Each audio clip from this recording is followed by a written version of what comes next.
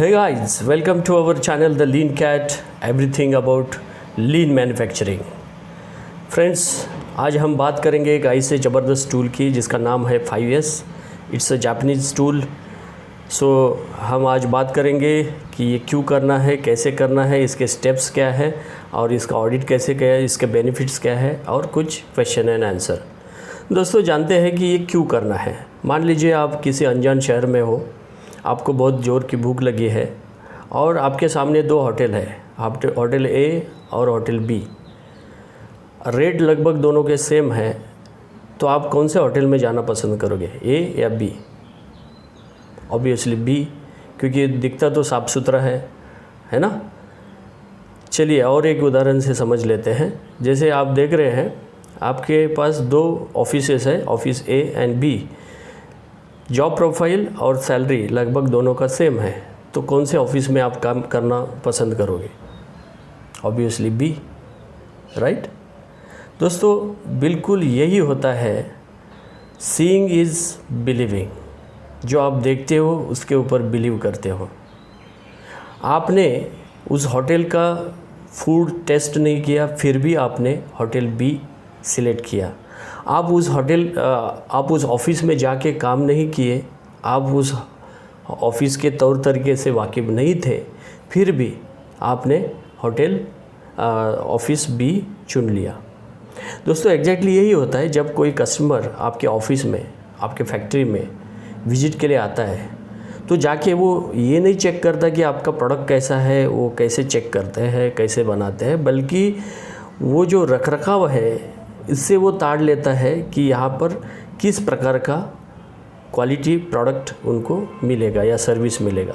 तो आइए इसको विस्तार से जान लेते हैं कि ये जो टूल है ये क्या है. तो दोस्तों, जैसे कि मैंने बताया कि ये जापानीज़ टूल है जो 5 यस से शुरू होता है, जैसे कि सेरी, साइटोन, सैसो, साइकेत्सु एंड शित्सुके. चलिए इसका इंग्लिश मीनिंग देखते हैं.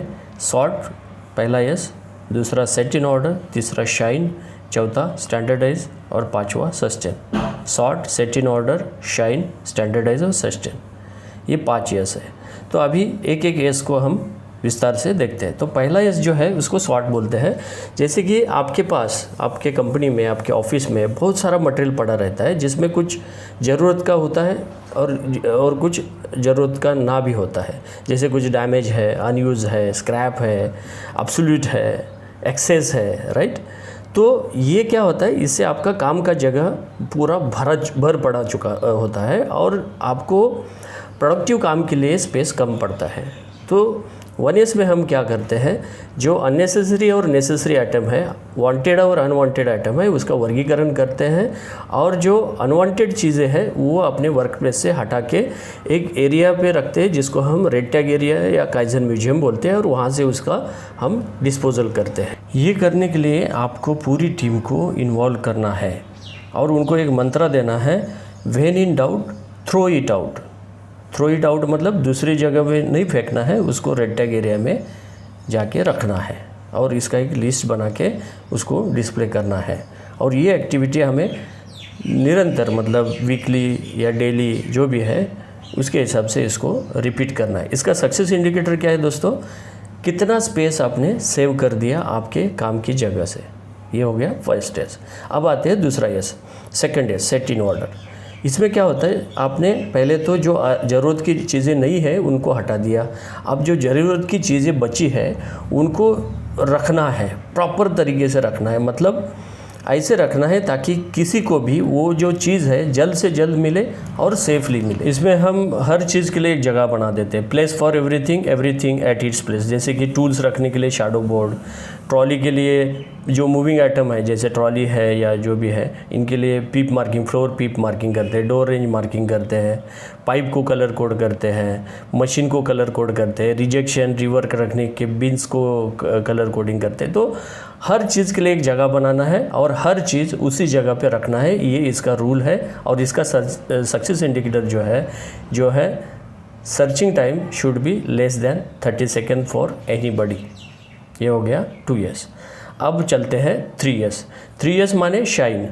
शाइन में हम क्या करते हैं, क्लीनिंग विद मीनिंग। जो चीज़ें आपने सेकंड एस में प्रॉपर रख दी, अब उसका देखभाल करना है, निरंतर उसकी क्लीनिंग करनी है, जिससे कि उस चीज़ों में या इक्विपमेंट में कोई खराबी ना आ जाए, बराबर।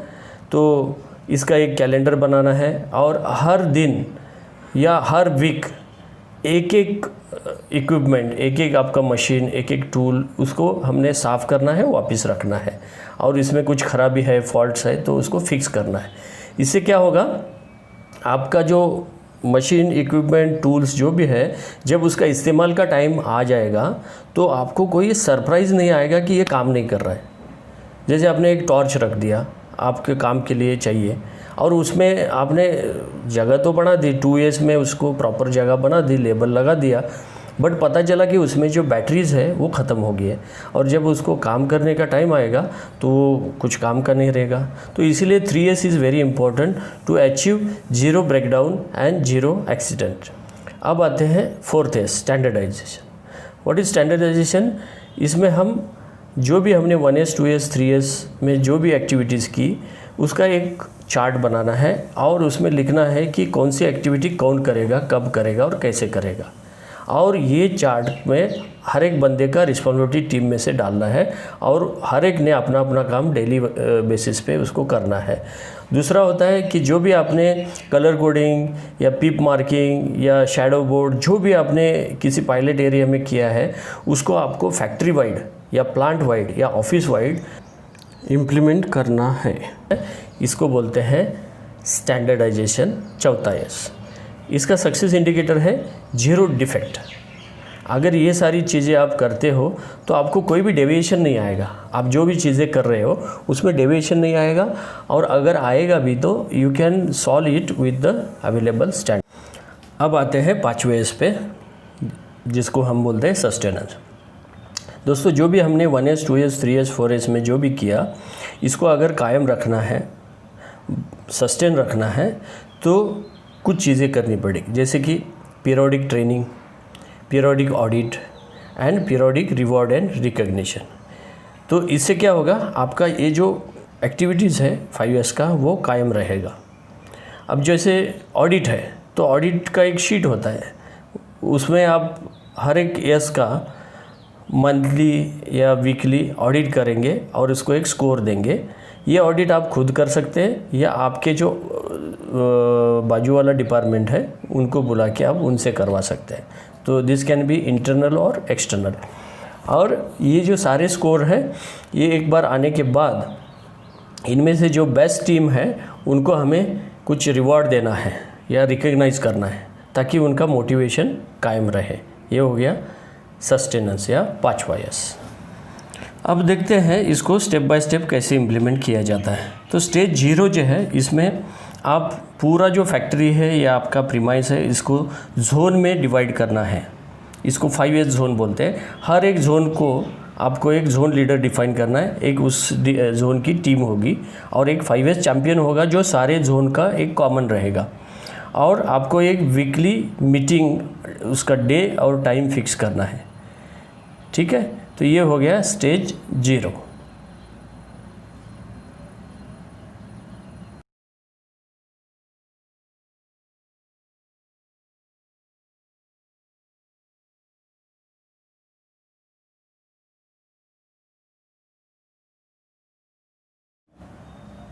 चलिए अभी आगे बढ़ते हैं। स्टेज 1, इसमें क्या करना है, हर एक जोन में आपको एक 5S डिस्प्ले बोर्ड बनाना है, एक काइजन म्यूजियम एरिया आइडेंटिफाई करना है, और फिक्स पॉइंट फोटोग्राफ के पॉइंट मार्क करने, जहाँ से आप बिफोर एंड आफ्टर फोटोग्राफ लेके डिस्प्ले कर सकते हैं। और ये क्यों करना है, ताकि आपको खुद को पता चले कि हम इम्प्रूव कर रहे हैं या नहीं कर रहे हैं। करेक्ट, ये हो गया स्टेज 1।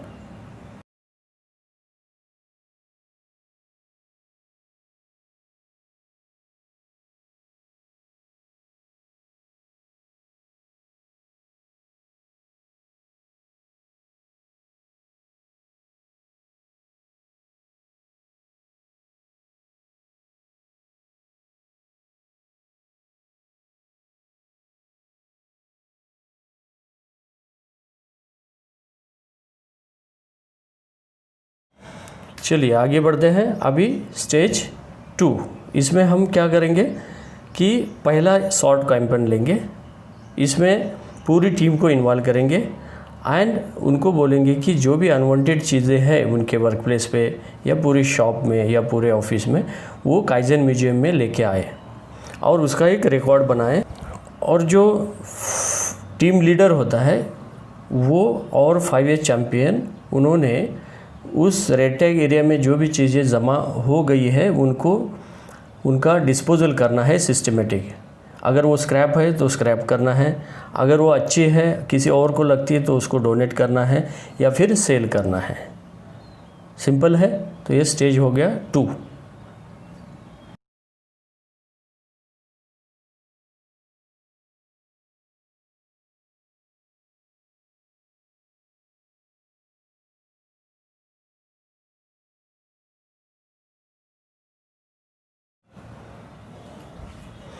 चलिए अभी और आगे बढ़ते हैं। अभी आते हैं नेक्स्ट स्टेज में, स्टेज 3। यहाँ पे हमने सेकंड एस और थर्ड एस मतलब set in order and shine एक साथ करना है।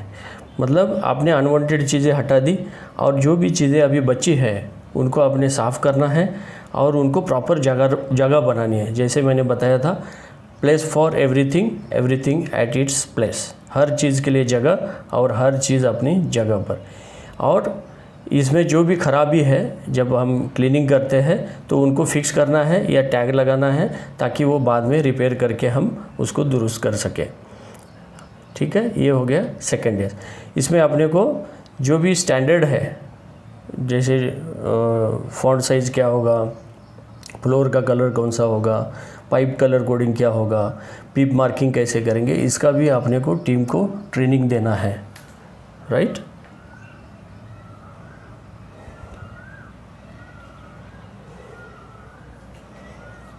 अब आते हैं अगले स्टेज पे। अगला स्टेज है 4। स्टेज 4 में हम क्या करते हैं, ये जो चीज़ें हैं इनका एक स्टैंडर्ड बनाते हैं। ओके, और इस स्टैंडर्ड को हम पूरी ऑर्गेनाइजेशन में, पूरे ऑफिस में अक्रॉस हॉरिजॉन्टली डिप्लॉय करते हैं और इसका एक शेड्यूल बनाते हैं। इस शेड्यूल में हम, जैसे मैंने बताया कि 1S 2S 3S में जो एक्टिविटीज़ है उसका लिस्ट बना के वो कौन करेगा, कब करेगा और कैसे करेगा, इसका एक चार्ट बना के इसको डेली फॉलो करना होता है टीम लीडर ने। और team leader has to cross verify whether the things are happening or no. और इसके बाद अपने को ऑडिट करना है। वो ऑडिट इंटरनल होगा या एक्सटर्नल होगा।